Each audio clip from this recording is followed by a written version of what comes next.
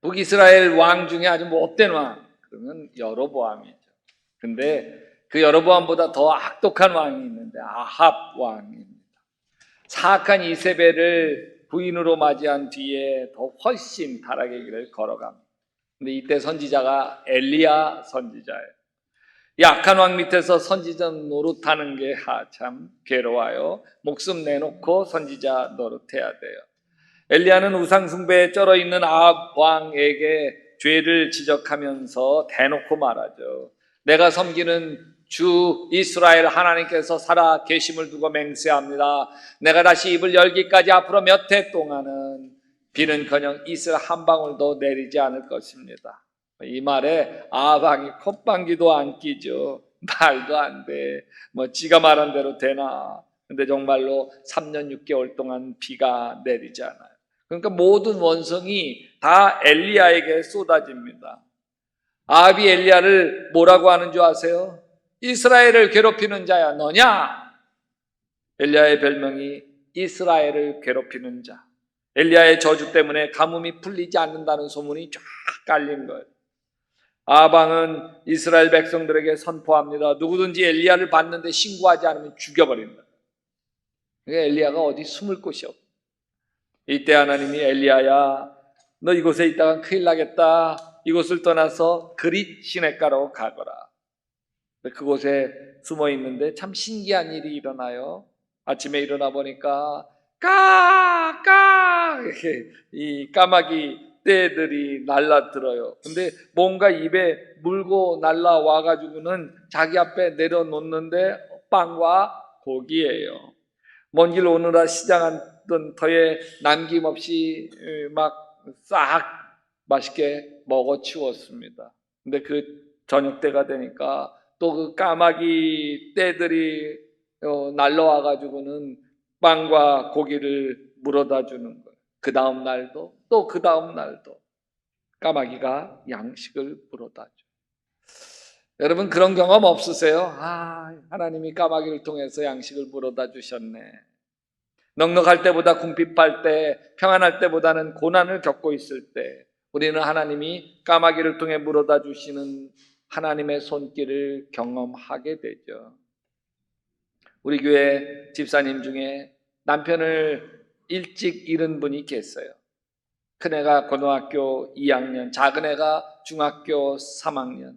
남편이 시름시름 앓다가 병원비로 빚만 남기고 세상을 떠났어요. 앞길이 막막하던 터에 부동산 중개 일을 배우면서 살아보려고 발버둥 칠 때였어요. 아침에 밥을 짓는데 쌀 톡톡 긁어서 세 식구 아침밥은 해 먹었는데 쌀이 딱 떨어졌어요. 부동산에 출근을 했는데 일거리도 없고 마음이 너무너무 막막해요. 저녁 때 애들 밥 어떻게 하지? 한숨만 나와서 하나님께 기도합니다. 하나님, 나 쌀 없어요. 길게 기도할 거 뭐 있겠어요?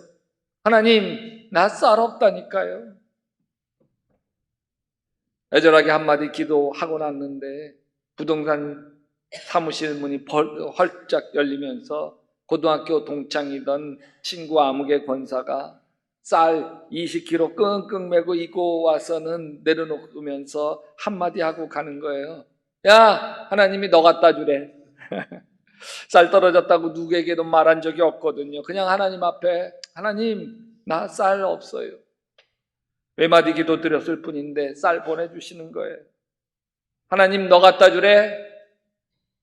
그 말에 눈물이 앞을 가렸어요. 그리고 며칠 뒤에 아침에 밥을 지었는데 반찬이 아무것도 없는 거예요. 김치도 없고 깍두기만 6조각 그리고 깍두기 국물만 남아있는 거예요. 깍두기 6알 깍두기 국물에다가 물을 붓고 식용유 넣고 다시다 넣고 찌개를 끓였어요. 찌개도 아니죠. 국물만 멀건 찌개에 밥 먹여 애들 학교 보내는데 눈물이 핑 돌았어요. 하나님, 저도 김장하고 싶어요. 김치 좀 담아 먹고 싶어요. 그날 교회 전도사님에게 전화가 왔어요. 집사님 어디세요? 집사님 드리려고 교회 김장 25kg 담아 놓았어요. 하나님이 또 전도사님 통해 우리 집 김치 떨어진 줄 아시고 까마귀로 김치 한 통 보내주신 거예요. 눈물겨운 김치 한 통 먹는데 아들이 참 딱한 친구 이야기를 꺼내는 거예요. 엄마 아빠가 이혼하고 살 길이 막막한 이 친구, 엄마 이 김치 그 집 갖다 주면 좋겠다 그러는 거예요. 야 이놈아, 우리도 얻어먹는 주제에 뭘 나눠? 말하고 싶지만 그럴 수가 없더래요. 왜? 하나님이 주신 거잖아요. 더 불쌍한 사람 있으면 나눠야죠. 그래서 조금 덜어놓고 김치 한 통을 다 그 집에 보내면서 그래 이거 친구네 갖다 줘라. 근데 얼마 뒤에 친구 아무개 권사한테서 전화가 왔어요.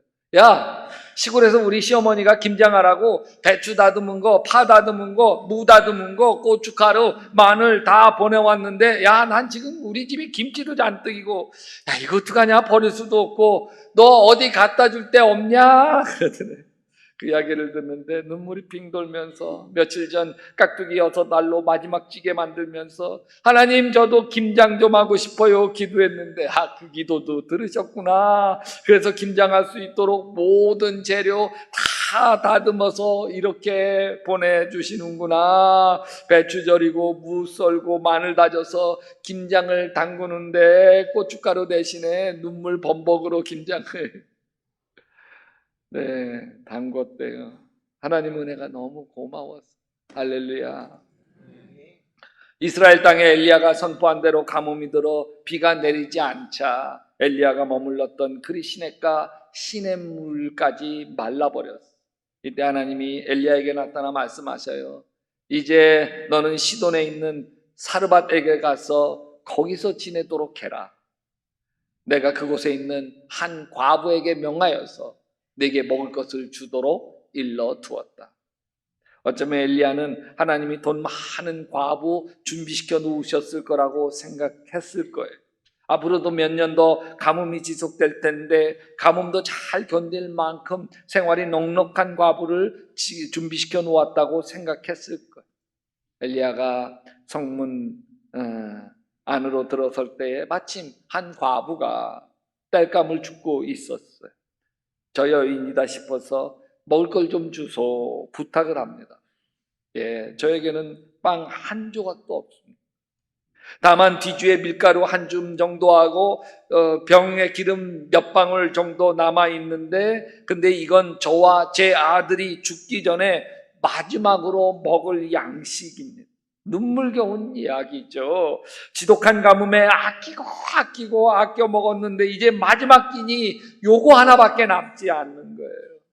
찢어지게 가난한 과부죠. 땔감을 줍고 있는 이 과부는 지금 최후의 만찬을 준비하고 있는 거예요. 여러분 같으면 이런 상황에서 뭐라고 하겠어요? 난처하죠. 근데 엘리야가 그 여인에게 말합니다. 두려워하지 말고 가서 방금 말한 대로 하십시오. 그러나 음식을 만들어서 우선 나에게 먼저 가지고 오십시오. 그 뒤에 그대와 아들이 먹을 음식을 만들도록 하십시오. 아니, 당신 주면 없는데? 참 엘리야 얼굴 두껍죠. 선지자 정도라면 자기 비상식량 풀어서 보태줘야 되잖아요. 이런 딱한 사정 듣고도 먼저 내 떡부터 만들라니. 엘리야 선지자 참 염치가 없어요. 근데 엘리야가 이렇게 말한 거에는 믿는 구석이 있는 거예요. 주님께서 이 땅에 다시 비를 내려주실 때까지 그 뒤주에 밀가루가 떨어지지 않을 것이며 병의 기름이 마르지 않을 거라고 주 이스라엘의 하나님께서 말씀하셨습니다. 엘리야는 하나님이 마음에 주신 말씀이 있었어요. 그 말씀을 믿었어요. 그래서 아주 염치 없어 보이는 요구를 담대하게 한 거죠. 이제 공이 과부에게로 넘어갑니다. 금가루처럼 아껴왔던 이 양식을 선지자에게 나눠줄 거냐, 아니면 아들과 자기를 위해서 사용할 거냐, 양식을 의지할 거냐, 하나님을 선택할 거냐. 기로에 서 있는 거예요. 모두가 굶주린 시대였고 누구도 양식을 움켜쥐려고 했고 하루라도 더 살아 남으려고 몸부림칠 때였어요.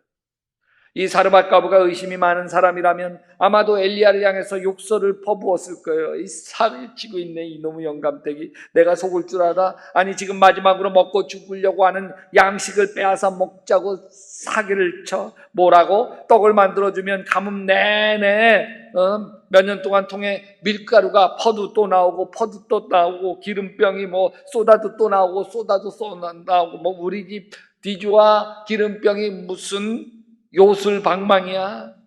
야, 그래, 당신 말이 맞다 쳐. 그러면 먼저 이 바닥이 드러난 이 통을 가득 채워봐. 그러면 내가 믿지. 만약 사르밧 과부가 그랬다면 결국 남은 가루로 눈물의 떡을 마지막으로 만들어 먹고 다시 쫄쫄 굶어 뼈만 앙상하게 남은 채 엄마도 아들도 쓸쓸하게 죽었을 거예요. 통에 남은 가루에 삶을 걸 것인가, 아니면 살아계신 하나님 말씀에 삶을 걸 것인가, 선택의 기로에서 사르밧 과부는 하나님을 선택합니다. 인생의 벼랑 끝에서 하나님을 선택합니다. 엘리야가 한 말을 믿습니다. 아무리 절박한 상황이라도 먼저 하나님과 하나님의 사람을 섬기면 자신과 자신의 자녀가 살 거라고 하는 말씀을 믿었어요. 열왕기상 17장 15절을 보면 그 여인은 가서 엘리야의 말대로 하였다. 과연 그 여인과 엘리야와 그 여인의 식구가 여러 날 동안 먹었지만 뒤주에 밀가루가 떨어지지 않고 병의 기름도 마르지 않았다. 같이 합시다. 주님께서 엘리야를 시켜서 하신 주님의 말씀대로 되었다. 아멘. 하나님께서 이 말씀을 성경에 기록해서 우리에게 읽게 하는 까닭이 뭘까요? 여러분, 하나님은 힘들고 어려운 세상에서 형통의 길을 우리에게 가르쳐 주시는 거예요. 사르밧 과부의 밀가루통과 기름병이 가뭄에도 마르지 않는 것과 같은 역사가 말씀을 믿는 자, 말씀대로 하나님을 선택하는 사람에게 똑같이 일어날 수 있다는 것을 가르쳐 주시는 거예요. 하나님을 선택하는 게 축복입니다. 그런데 그게 쉽지가 않아요. 왜냐하면 내 것을 내려놓아야 하기 때문에. 마지막 그 금가루 같은 양식이에요. 마지막 먹고 죽을 최후의 만찬이에요. 그 피 같은 양식을 내 손에서 내려놓기란 말처럼 쉬운 게 아니에요. 하나님의 축복은 내 것을 포기하고 하나님 손에 올려놓을 때 일어남. 그래서 하나님은 우리 인생에 기적을 일으킬 때 지금 너에게 무엇이 있느냐 물으시는 거예요.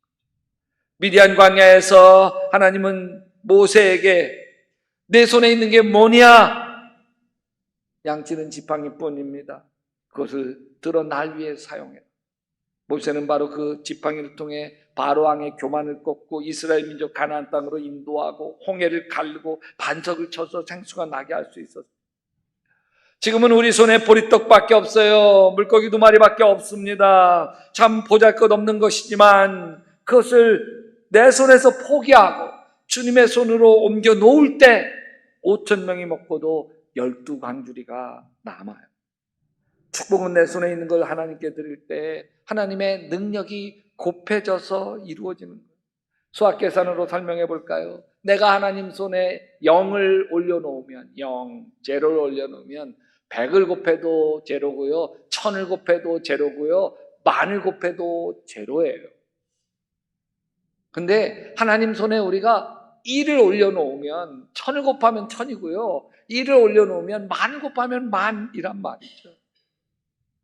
그런데 그 하나 하나님 앞에 올려놓지 못해.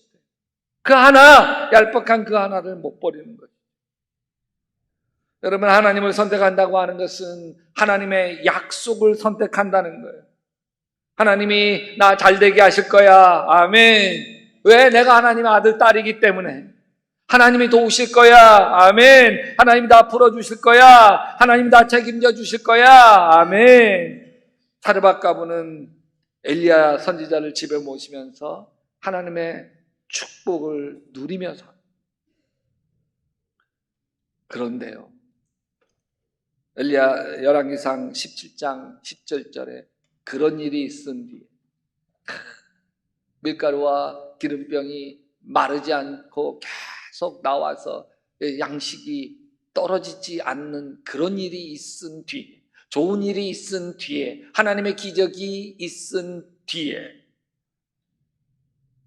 이렇게 얘기해요. 이 집 여주인의 과부죠. 아들이 병이 들어. 그 병은 아주 위중하여 끝내는 숨을 거두고 말한다. 엘리야 선지자 모시고 사는데 이 과부에게 가장 큰 재앙이 다가오. 엘리야를 붙들고 하소연합니다. 하나님의 사람이신 어른께서 저와 무슨 상관이 있다고 이렇게 저에게 오셔서 저의 죄를 기억나게 하시고 제 아들을 죽게 하십니까? 하나님 약속 말씀 믿고 하나님 중심으로 살았는데 갑자기 엄청난 재앙이 온 거예요. 엘리야도 난감하죠. 이 여인의 죽은 아들을 품에 안고 다락으로 올라가 자기 침대 위에 누우면서 하나님 왜 이러십니까? 울부짖어 기도합니다. 주 나의 하나님, 어찌하여 내가 머물고 있는 이 집의 과부에게 이렇게 재앙을 내리시어 그 아들을 죽게 하십니까? 하나님 제발 이 아이의 호흡이 돌아오게 하여 주시옵소서. 남편을 잃고 두 아이를 키우며 살아가는 집사님, 쌀과 김치를 통해 하나님이 까마귀 물어다 주시는 은혜를 체험한 집사님이 또 이런 얘기를 해요. 큰애가 대학교 다닐 때였어요. 등록금을 다 낼 수가 없어서 등록금을 분납했어요. 남은 절반을 4월 말인 내일까지 꼭 내야 했어요. 근데 수중에 단돈 10원도 없었어요. 저녁에 부동산 사무실에서 집으로 퇴근하면서 길거리에 차를 세웠어요. 눈물만 나왔어요. 내일 등록금 마지막 날인데 돈 한 푼 없으니 하나님 나 어떻게 하면 좋아요? 한없이 그냥 울었어요. 남편 없이 살아야 되는 자기 인생이 서러워서 울었고 대학 다니는 딸 불쌍해서 울었어요. 아버지 없이 한참을 우는데 마음에 하나님이 그러시더라는 거예요. 야 딸아, 너 지금 여기 이러고 있지 말고 빨리 사무실로 가봐. 뭔가 홀린 듯이 차를 달려서 부동산 사무실에 도착했어. 깜깜한 사무실 불을 딱 켰는데 손님이 들이닥치기 시작했어요. 그 늦은 밤 딱 2시간 동안 집 팔고 전세 계약서 쓰고 하는 것을 5건을 처리했고, 보통 부동산 계약 수수료는 계약 끝나고 한두 달 뒤에 이사가는 날 잔금 치르면서 부동산 수수료를 내잖아요. 근데 순순히 계약만 하고 그날 부동산 수수료를 선불로 준다는 거예요. 그 하루 동안 받은 선불 수수료가 876만 원이었답니다. 할렐루야. 2시간 동안 정신없이 5건의 계약을 처리하고 나서 숨을 돌리는데 대학생 딸에게 전화가 옵니다. 엄마, 오늘 하루 종일 고민했어. 엄마에게 전화를 할까 말까 고민했어. 내일 등록금 분납 마감일인데 엄마에게 돈 달라고 하는 게 너무 미안해서. 엄마 내일 등록금 없지? 그러면서 딸이 우는. 얼마나 자신 있어. 딸아, 울지 마. 엄마 있어. 하나님이 해결해 주셨어. 내일 엄마가 등록금 다 해결해 줄게. 전화를 끊고 또 대성통곡. 하나님이 이토록 나를 사랑하시는구나. 하나님이 이토록 나를 생각하시는구나. 하나님은 정말 빈틈이 없으신 분이구나. 하나님의 은혜가 감사해서 엉엉 울었다. 사르밧 과부, 밀가루통과 기름병, 마르지 않는 기적을 날마다 체험했지만 막상 아들이 죽고 나니까 하나님이 원망스럽고 엘리야 선지자가 원망스럽죠. 왜 하나님은 이 과부에게 가혹한 시련을 겪게 하셨을까? 엘리야가 죽은 아들을 기도로 살려내자 살아난 아들을 끌어안고 이 과부가 이렇게 고백해요. 열왕기상 17장 24절에 이제야 저는 어르신이 바로 하나님의 사람이라는 것과 어르신이 하시는 말씀은 참으로 하나님이 하시는 말씀이라는 것을 깨달아 알았습니다. 부동산 일을 하는 이 집사님이 이런 고백을 해요. 목사님, 저는 하나님 살아계시고 하나님이 제 삶을 인도하시는 것이 생생하게 느껴져요. 아무리 힘들고 어려워도 저는 두려움이 없어요. 하나님은 제 아버지시고 아버지 하나님께서 다 뜻이 있으셔서 어려움도 고난도 겪게 하시는 것을 믿기 때문이에요.